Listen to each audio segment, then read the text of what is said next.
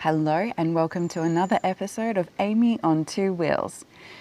Today I have to go to the dentist just for a routine clean, and I'm going to take you with me. You're not joining me for my appointment. That's not the kind of vlog this is, but I am going to take you for a ride with me.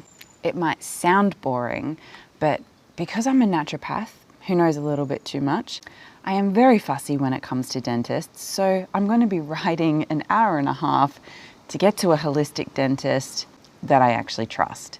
So this hour and a half long ride is going to take us through the countryside, seeing some pretty scenery along the way, and I thought, good opportunity.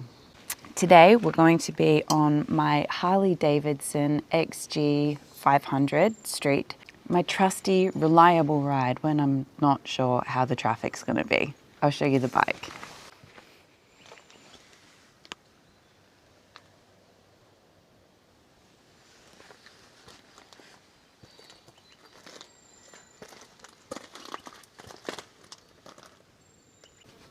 I do love this bike. So I'm going to finish getting geared up and then let's go.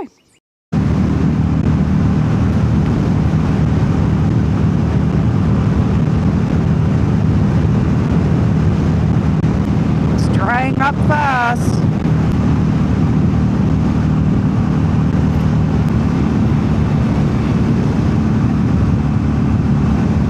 Acute peripheral focus.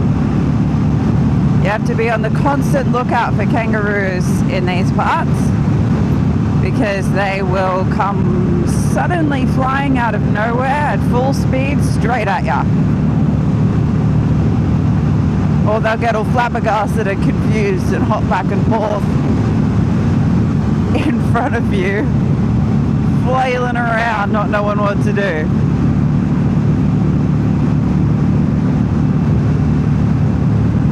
Probably the most dangerous thing about Australian country road riding.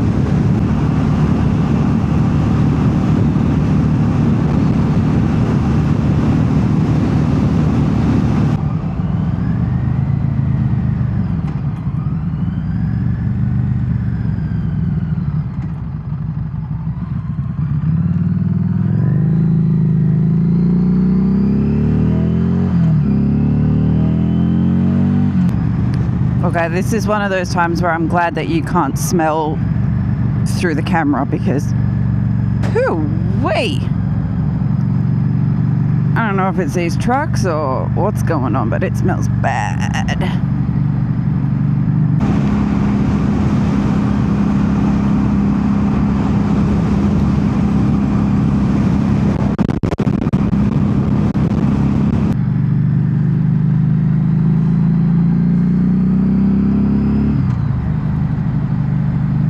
So hot tip that I just recently figured out, I mean duh, but I'm going to share it with you in case you haven't figured it out. If you're like me and you somewhat rely on a navigation system, I figured out how you can do it without breaking your phone camera, because I kept breaking my phone camera from the vibrations in my bike, and after the second time doing it I was like, oh man, I'm not paying to get this camera fixed again.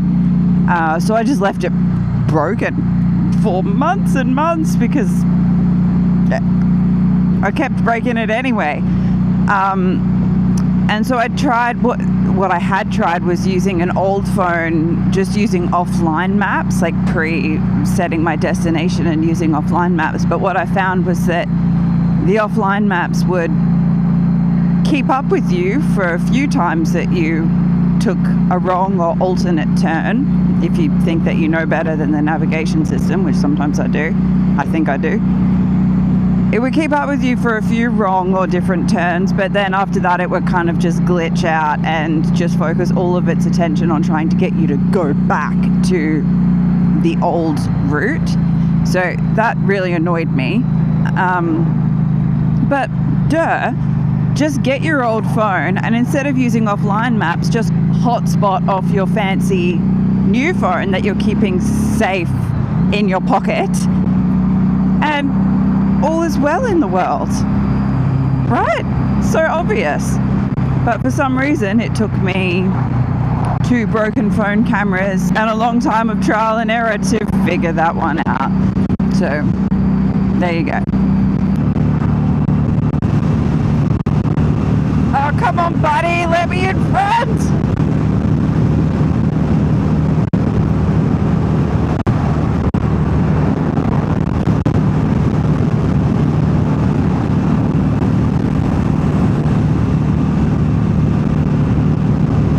I just want to get away from the very smelly truck.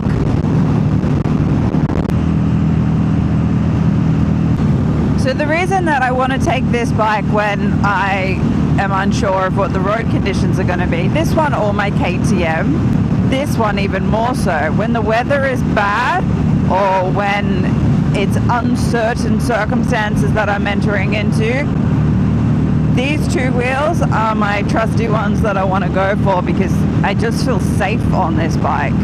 I don't know if it's just because of the size of it or the sturdiness of it, but I just feel like locked in and secure. Okay, crazy loopy turn up ahead.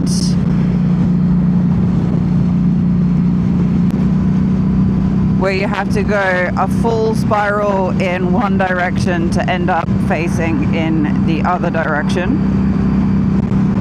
Perth is trying to be like America, I think. I'm in the wrong lane. So it's this one. And it's very confusing, you know. But I think we're on track. So I just want to go that way, but watch what we're gonna do.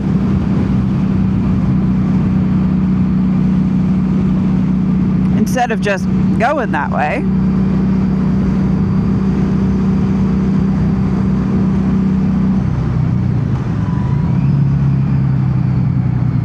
we're gonna go all the way around.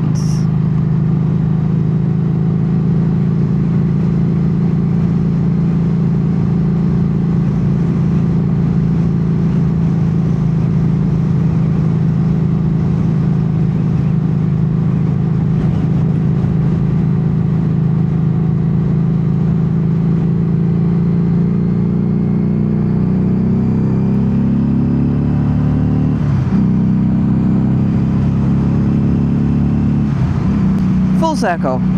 I'm sure there's a reason. I am sure that the engineers are smart and they know what they're doing and that they have a reason for these things. But it never used to be like this.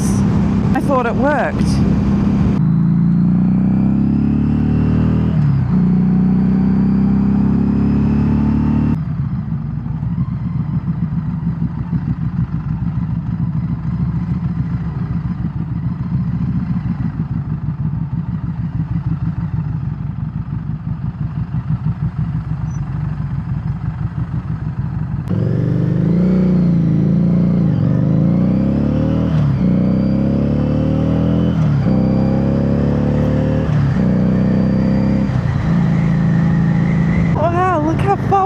Forward his legs are.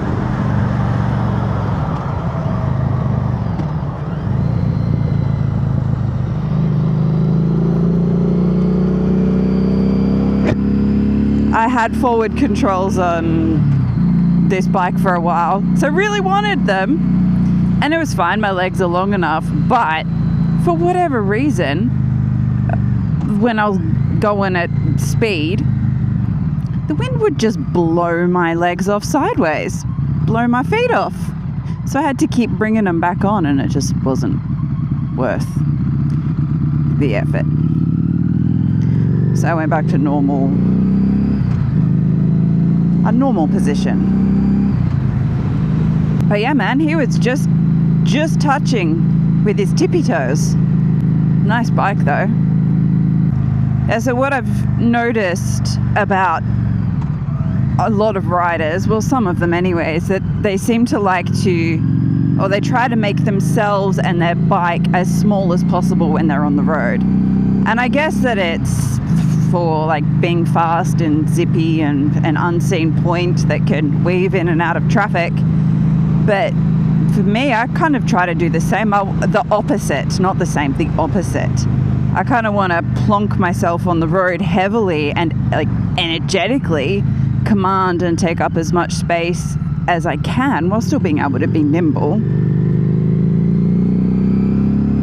Because I don't want to be an unseen point on the road on a bike.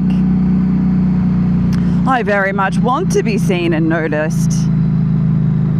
I want cars to know that I'm there.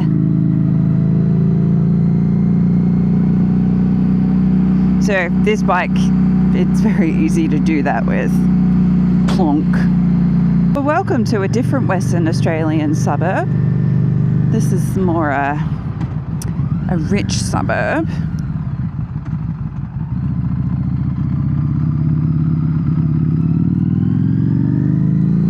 A high-class suburb. I'm not saying that there's any right or wrong way. I guess like some people just like to be in amongst it and close to other people, and it's probably convenient for work and whatever else as well. But to me, I've just never understood why you would spend this amount of money to live on top of other people with hardly any space around you, with traffic and noise.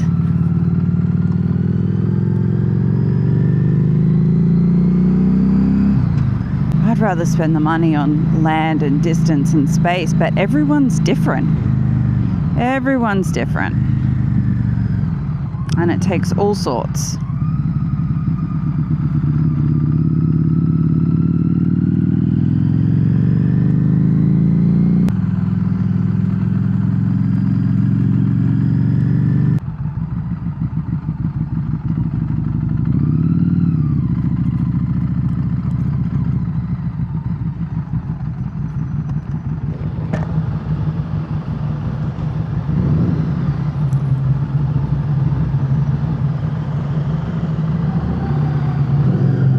Go up.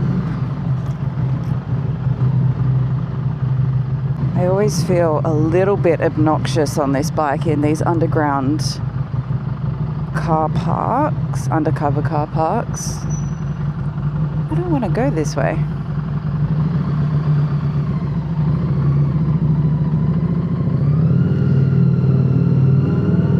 Because of how noisy this bike is.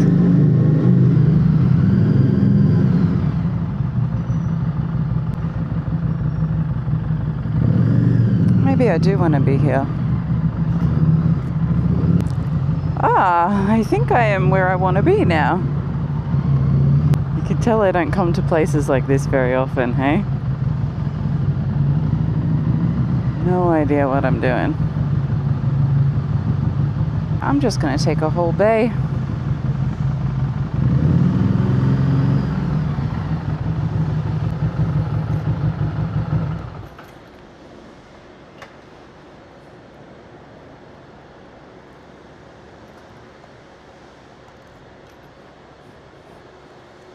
I have melted and become one with my mesh armor. Fancy dentist down there. Now to put some fresh food morsels in my newly cleaned mouth. This shopping centre is pretty crazy.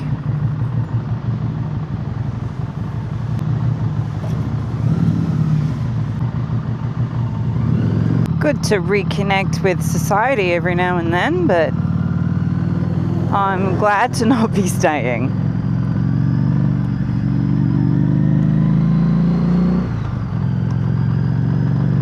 Oh, that's a nice tree. I love it when you see a bloody nice tree in the middle of the suburbs.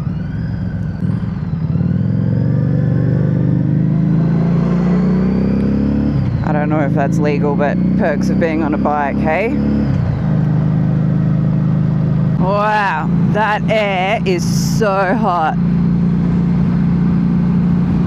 It has become 40 degrees out here today, Celsius, which is I think about 100 in Fahrenheit.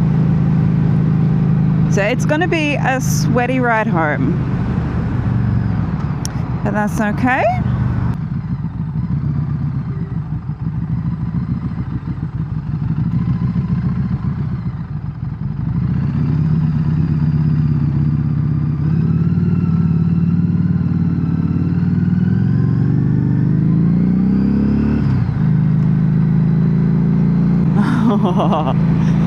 Like, there's no satisfaction when the wind blows on me or relief when the wind blows on me, because the wind itself is so hot.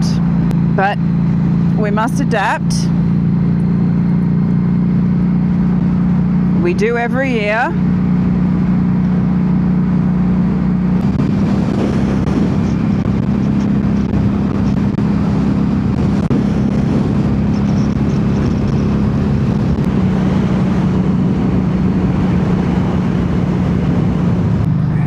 Have to stand up for a sec because my bum is completely numb. The dental hygienist, a very serious, no-nonsense German woman, was telling me all about her, I guess, predictions for 2026. She's got this feeling that something really big is going to happen that's kind of like the equivalent to what happened in 2019, 2020. And she thinks that humanity is at a crossroads and that they're going to change.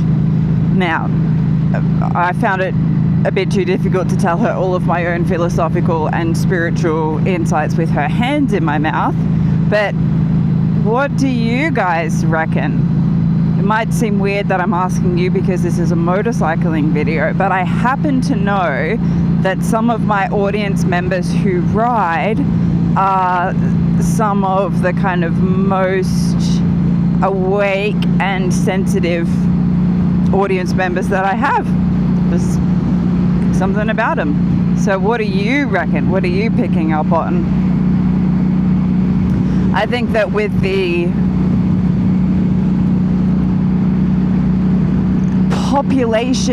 collective population shaking, world-rocking kind of experiences that we've had, that we've shared as a world, as a whole humanity, not as separate countries, over the last however many years have been significant and are either the result of something larger or are going to result, or both, in something larger. I think it's not random. And I agree that we're at a kind of crossroads. It seems to me that the events that we've experienced have kind of caused people to choose one way or the other, to choose one side or the other side. And the ones who are awakened or awakening have awakened more through the experience, and the ones who are to remain sleeping have become more asleep through the experience. A good chunk of them actually becoming woke, which is extraordinarily different to being awake, but believing that being woke is being awake. But from my point of view, any movement that focuses on and highlights and even defines people by the things that make them different is a movement and an outlook which is based on fear and separation, and is the opposite to awakening and enlightenment, because awakening and enlightenment is really the process of realizing and awakening ultimately to our oneness, our sameness, unity, which then comes with love, compassion, tolerance, acceptance, sameness. So this woke movement is the opposite of awakening, is the opposite of spiritual enlightenment, and unfortunately it's just been very, very nicely packaged and dressed up as though it is something which is enlightened. And a lot of the ones that are heading that way believe themselves to be enlightened and believe the awakened ones to be the sleeping ones. Oh, thanks, buddy. I didn't quite get there. give myself enough time to get around you. So yes, it's very, very interesting, and we're seeing how like ultimately the difference in the two paths that have been chosen by the masses anyway is, are you a sheep or are you a free thinker, a free feeler? Do you go with what everyone else is doing and buy into mass consciousness, mass hysteria, even if it is misled and about fear? Or do you navigate by your own heart and your own internal compass and make your own choices and follow what feels right to you? It might not be the ultimate right or the ultimate truth, but there's the awakening and the productivity, the evolution in following the heart and attempting to make your own choices and make your own mind up. It's like a step towards agency and autonomy, which is the ability to make your own choices and to be the master of your own actions. Whereas the other one, the other path, is believing that you are empowering yourself, but giving your agency and autonomy away as you do what you are told, as you get in line, and as you divide yourself and the rest of humanity up into smaller and smaller parts and focus on and even glorify in those differences and go searching for the differences. Like, let's just unite already. Let's realize that we're the same. No more division, please. Who cares what you feel like or who you're attracted to? That's not your defining characteristic. That's not what makes you you. Just be you. Focus on being you. Give yourself permission to be you authentically. All of you. More of you. In agency and autonomy. Without having to define and limit yourself by it. And that's just one part of it, but I'm just putting that part out there for you guys to contemplate and to let me know what you reckon. What's coming? What have we been through? What are we going through? Where does it end up? Where are you?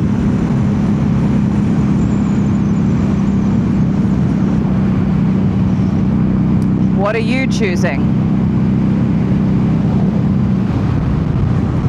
My motorcycling rebels?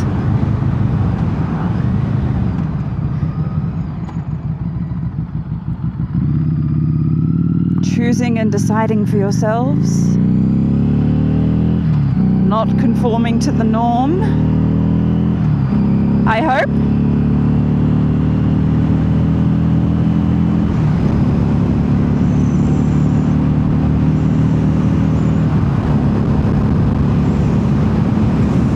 Well, thanks for joining me for this one again, you guys. It is always a pleasure to have you with me.